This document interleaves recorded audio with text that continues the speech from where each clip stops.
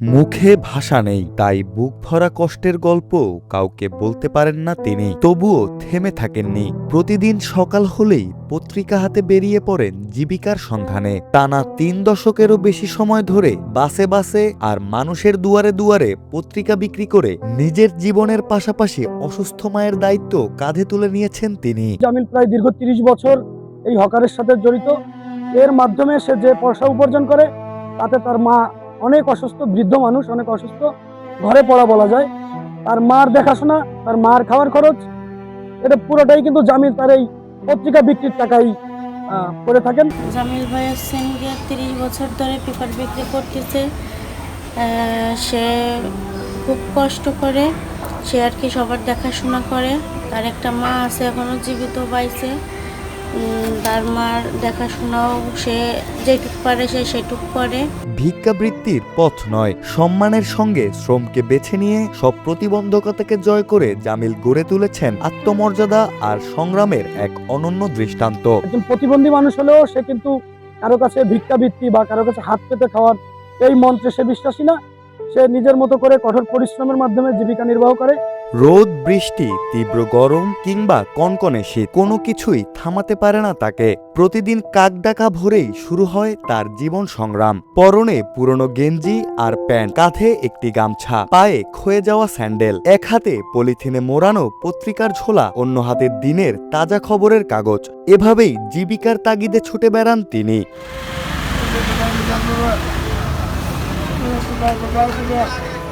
গোপালগঞ্জ সদর উপজেলার মিয়াপাড়া এলাকার বাসিন্দা তহম শেখ ও সিরিয়া বেগম দম্পতির তৃতীয় সন্তান জামিল। 4 ভাই বোনের মধ্যে জন্ম থেকেই বাক প্রতিবন্ধী তিনি। তবে প্রতিবন্ধকতা তাকে থামাতে পারেনি। মাত্র 10 বছর বয়স থেকেই গোপালগঞ্জ শহরের পুলিশ লাইন, লঞ্চঘাট সহ বিভিন্ন এলাকায় পত্রিকা বিক্রি করে জীবিকা নির্বাহ করে আসছেন। এখন তার সেই সামান্য উপার্জনেই চলছে অসুস্থ মায়ের চিকিৎসা এবং সংসারের খরচ। পত্রিকার হকার বলতে আমরা গোপালগঞ্জ শহরের সবচেয়ে বেশি জামিলকেই চিনি। তার দীর্ঘ সময় সে এই পত্রিকা মানুষের দ্বারে দ্বারে পৌঁছে দেয়। সময়ের বিবর্তনে এগুলো আসলে কিছুটা চাহিদা কমে গেছে। আমাদের জামিল ভাই সে মনে করেন আমাদের এখানে প্রতিটা গাড়িতে উঠে উঠে পত্রিকা বেছে। আমি আজ 4 বছরের চাকরি করি পুলিশ লাইনে। তো আমাদের জামিল ভাই 4 বছর ধরেই দেখতেছি এই গাড়িতে আপনার পরিবহনে উঠে উঠে পত্রিকা মানুষের দ্বারা বিক্রি করে। বাক প্রতিবন্ধী হলেও মানুষের কথা বুঝতে জামিলের তেমন কোনো অসুবিধা হয় না। পাঠকেরা যে পত্রিকার নাম বলেন তিনি ঝোলা থেকে নির্ভুলভাবে সেটিই বের করে দেন। পত্রিকার দাম বুঝে নেওয়া এবং হিসাব নিকাশ করতেও কখনো ভুল হয় না তার।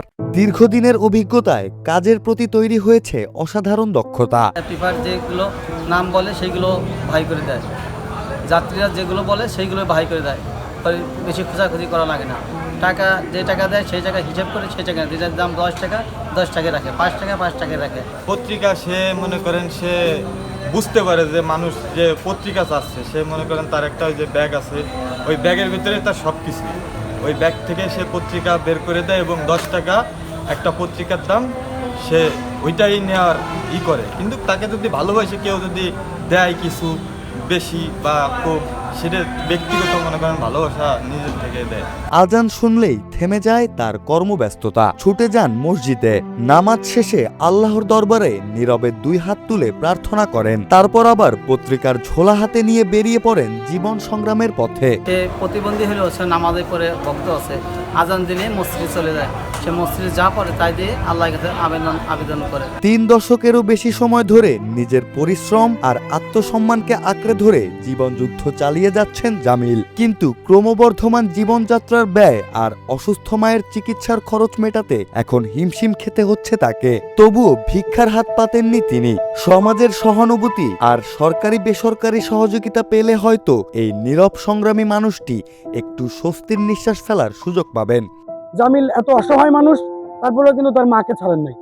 তার মার দায়িত্ব টোটালি জামিল নিজে নিয়েছেন।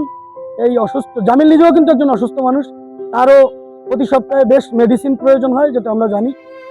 এই অসুস্থ হওয়া সত্ত্বেও নিজের অসুস্থ মা, তার নিজের দায়িত্ব টোটালি এই জামিলের কাছে। জামিল তার মাকে নিয়ে মানবতার জীবনযাপন করছে।